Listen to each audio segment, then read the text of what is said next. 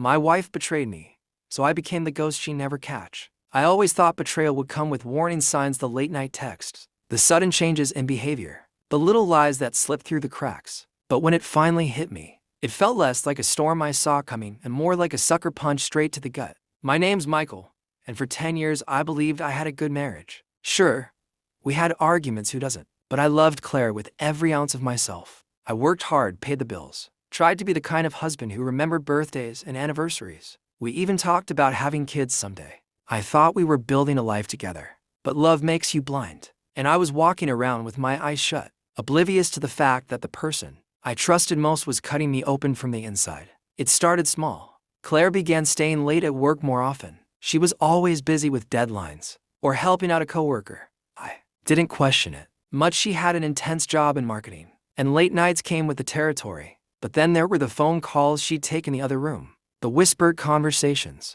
the way she'd lock her phone when she used to leave it face up on the couch. One night, curiosity got the better of me. I waited until she fell asleep, her phone still clutched in her hand. I gently slid it away and unlocked it with her fingerprint, something she once playfully set up with me, never imagining it would be used like this. And there it was, message after message with someone named Ryan. I'll never forget the words I read. I wish I could wake up next to you instead of him.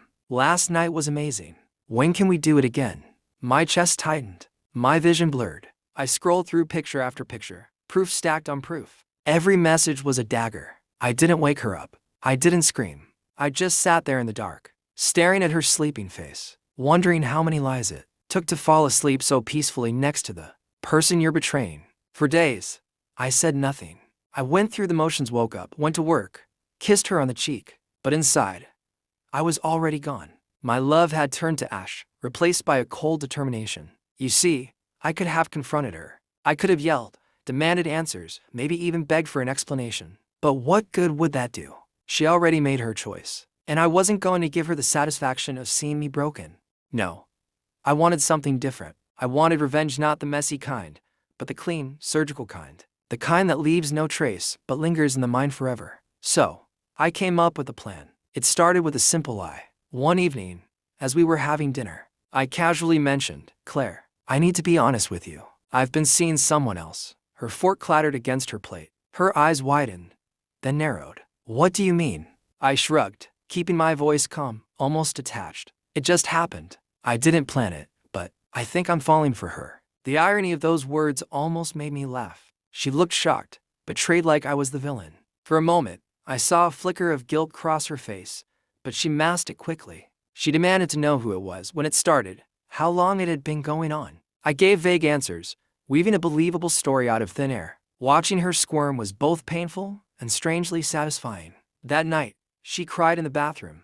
I heard her muffled sobs through the door, and I wondered, was she crying because of me, or because she thought her little secret affair was about to collapse? The next day, I began phase 2, the disappearance. I slowly withdrew money from our joint account, little by little, so she wouldn't notice. I contacted an old friend from college who ran a small business across the country, someone who owed me a favor. Within weeks, I had a job lined up and a place to stay. All that was left was the execution. I wanted her to feel what I felt, the shock, the confusion, the sense that the ground beneath her feet had given way. I wanted her to wake up one morning and realize I was gone, not just physically, but in every possible way. So, one Friday night, while she was out working late, I packed my things. I left behind only the essentials she'd need to survive, enough furniture, some dishes, the bed. But I took the photographs, the keepsakes, the little tokens of our life together. And then, I wrote her a note, just for words. Now you know too. When she came home, the apartment was half empty. My phone was disconnected. My social media accounts were wiped clean. To her, I had vanished like smoke, like a ghost, like a ninja. But unlike her, I left no trail. The first night after I left, I barely slept. Not because I regretted what I had done, but because the adrenaline was still rushing through me. My whole body buzzed with the thrill of finally being free from her lies, from the suffocating act of pretending everything was fine.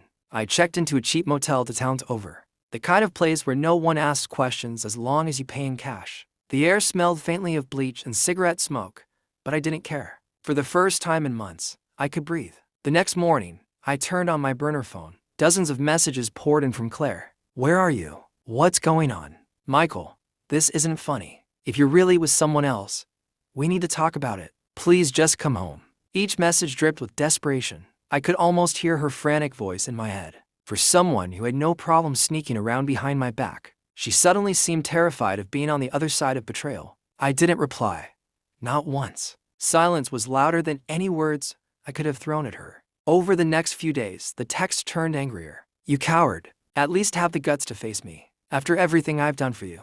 This is how you treat me. You'll regret this, Michael. I laughed bitterly at that one. After everything she's done for me. If only she knew I'd read every single message she ever sent to Ryan. Every secret photo. Every plan they made to meet in hotels. And now she dared to paint herself as the victim. But what struck me the most wasn't her anger, it was her fear. She was terrified that I'd moved on. That I had someone else. In reality, I didn't. There was no mistress waiting for me. The only other woman was a ghost I had invented. A shadow that now haunted her. And that was the beauty of it. She couldn't confront me. Couldn't prove anything. She was left chasing a lie. The same way I had once unknowingly chased her lies. Meanwhile, I started to rebuild. My old friend, Adam, welcomed me without hesitation. He had a small business repairing motorcycles, and though I'd never been much of a mechanic, I learned quickly. There was something grounding about working with my hands, about fixing machines instead of trying to fix people. I rented a tiny apartment above his shop, just big enough for me, and a mattress on the floor. It wasn't much, but it was mine. Nights were the hardest. I'd lie awake, staring at the ceiling, replaying everything. Sometimes I'd wonder if I'd gone too far, if disappearing like that was cruel. But then I'd remember the look on her face when I told her I had someone else. And I'd feel that same rush of satisfaction. Weeks passed, then months. Claire didn't stop trying. She called my old coworkers, my parents, even Adam once. But Adam played dumb, just like we'd planned. Haven't heard from him in years, he told her. Eventually, she stopped calling. Or maybe she just realized the more she searched, the less she'd find. One evening, about 3 months after I'd left, I logged into a new social media account under a fake name. I had no intention of reaching out to anyone, I just wanted to look, to see if Claire had moved on. What I found made me pause. Her profile was a mess of cryptic posts, quotes about heartbreak, photos of wine glasses and half-empty dinners, captions about starting over, and learning to love yourself. But what really caught my eye was a picture of her with Ryan. They weren't smiling. In fact, the photo looked forced, like two people pretending to be happy when everything between them was cracked. She'd finally chosen him, the man she'd been sneaking around with. And yet, from the look on her face, I knew she wasn't satisfied. That was when it hit me. I had won. Not because I had left her, not because I had built a new life, but because deep down, she would always wonder. She would always question if I was truly with someone else, if I had found happiness that she would never be able to take away. And that uncertainty, that endless, knowing doubt was the sharpest blade I could have ever left in her heart. But even as I celebrated my quiet victory, I knew my story wasn't finished. Because disappearing was one thing. Staying gone, that was another battle entirely. For a while, life settled into a strange rhythm. I woke up early, worked long hours with Adam in the shop, and ended most nights with a cold beer on my balcony, overlooking the cracked parking lot below. It wasn't glamorous, but it was peaceful. Peace, however, never lasts forever. About 6 months after I disappeared, the past came knocking literally. I came home one evening to find a small envelope slid under my apartment door. My chest tightened when I saw my name written in Claire's handwriting. How the hell had she found me? Inside was a single sheet of paper. Michael, I don't know if you'll ever read this. I just need to say I'm sorry. I know I hurt you. I know I destroyed us. I never stopped loving you, even if it didn't look that way. Please, if you can, call me. Just once. See, I stared at the letter for a long time, my hands trembling. For a split second, a part of me, the part that still remembered the good years, the laughter, the small moments of closeness, wanted to believe her. But then the memories came flooding back.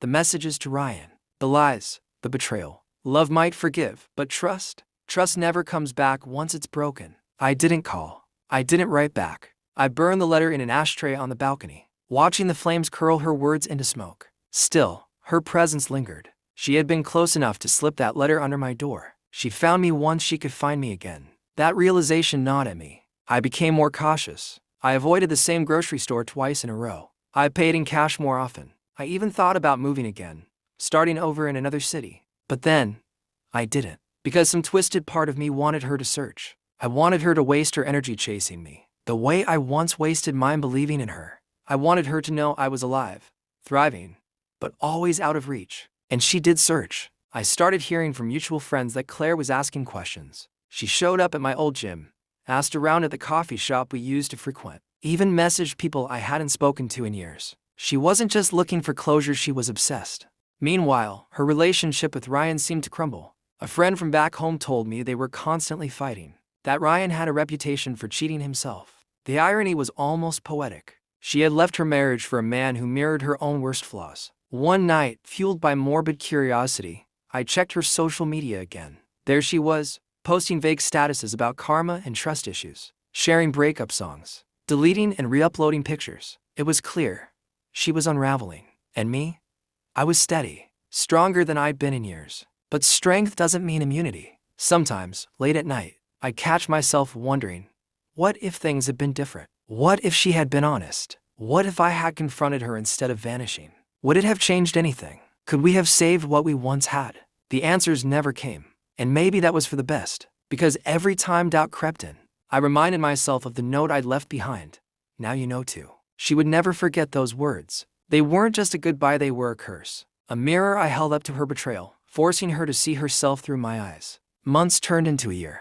My life expanded, new friends, new hobbies, even a few casual dates. I didn't fall in love again, not yet, but I felt alive in a way I hadn't in years. And Claire, from what I heard, she drifted from one failed relationship to another, chasing the ghost of the stability she once had with me. I didn't pity her, not anymore. If anything, I pitied the men who would follow after me, the ones who'd fall for her charm before learning the truth. But me, I had escaped. I had become the ghost in her story, the man who disappeared, who couldn't be tracked, who would forever haunt her with the possibility that he was happier without her. And that was exactly the kind of revenge I had dreamed of. It had been almost 2 years since I disappeared, and by then I thought the storm had passed. Claire hadn't tried to reach me again directly, at least not in a way that reached my doorstep. I'd built routines, friendships, even started thinking seriously about the future for the first time in a long time. Then, one late afternoon, as I was locking up Adam's shop, I saw her. Claire. She was standing across the street, half hidden behind a parked car, like she wasn't sure whether to approach or run away. My stomach twisted. For a second, I wondered if I was hallucinating. But no, her eyes found mine, wide and desperate, and there was no mistaking her. I froze. I hadn't planned for this moment. In all my fantasies of revenge, I had never imagined us meeting face to face again. She stepped forward, cautiously, as if afraid I'd bolt. Michael, she called, her voice trembling. I didn't answer. My keys clenched in my fist. I unlocked my car and slid inside. But before I could start the engine, she hurried across the street and placed her hand on the window. Please, she said, just give me 5 minutes. That's all I'm asking.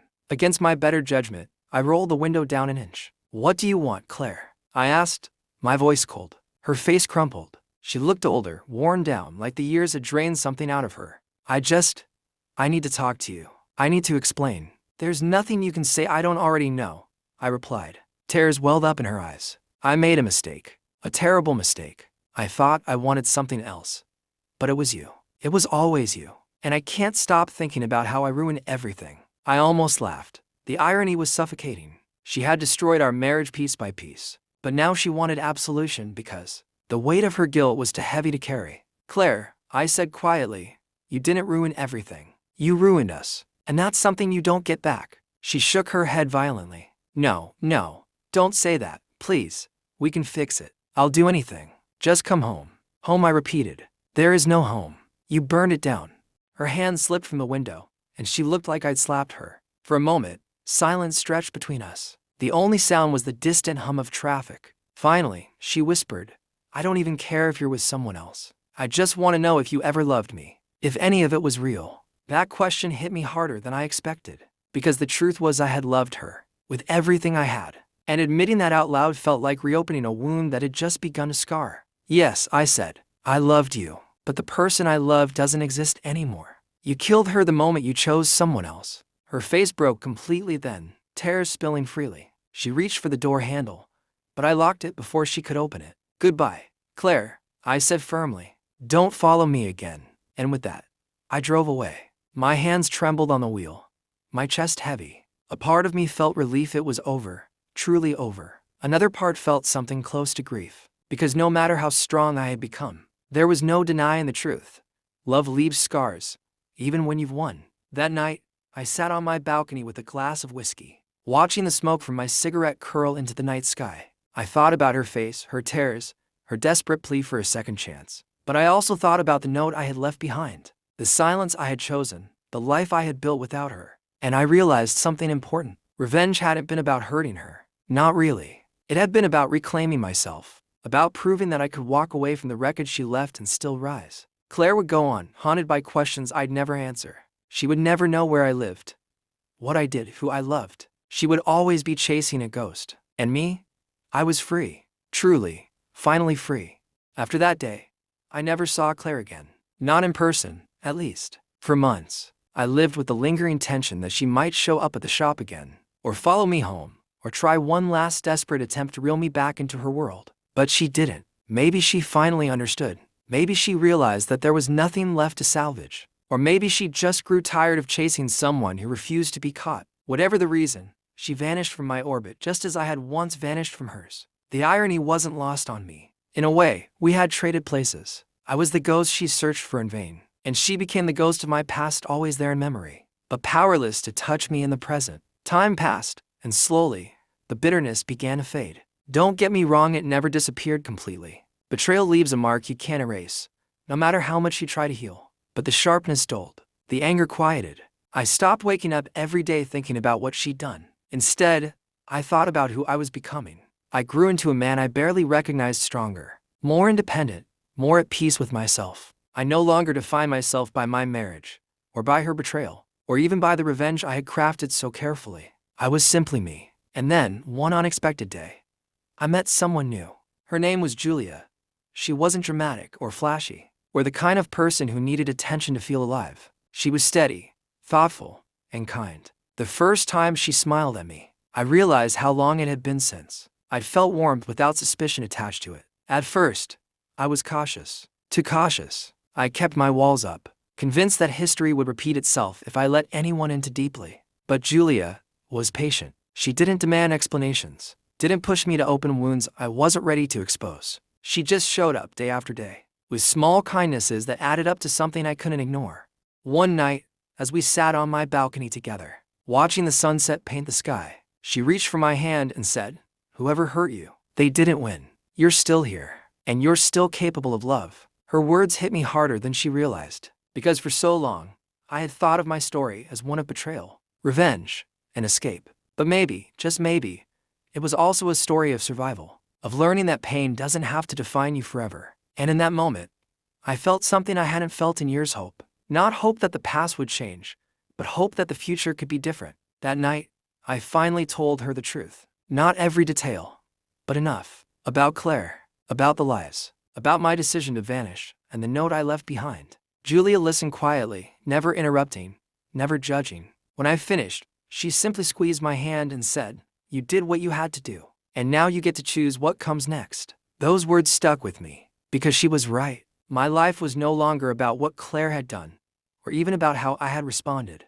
It was about what I chose now, and I chose to live. Claire may still wonder where I am, what I'm doing, who I'm with. She may still lie awake some nights, replaying every mistake, haunted by the ghost I left behind. Maybe she still checks empty rooms for traces of me. Maybe she scrolls through old photos, searching for clues. Maybe she tells herself stories about the man she lost, stories where she's the victim instead of the villain. But none of that matters anymore, because her story ended when mine began. The last time I ever thought of her with real weight was on a quiet evening, standing on my balcony with Julia at my side. I took a deep breath, exhaled, and let the past drift away like smoke into the night sky. "Now you know too," I whispered to myself, the words that had once been a weapon now sounding more like closure. And for the first time since it all began, I smiled, not because I had won, not because I had disappeared like a ninja, but because I had survived. And survival, in the end, is the greatest revenge of all.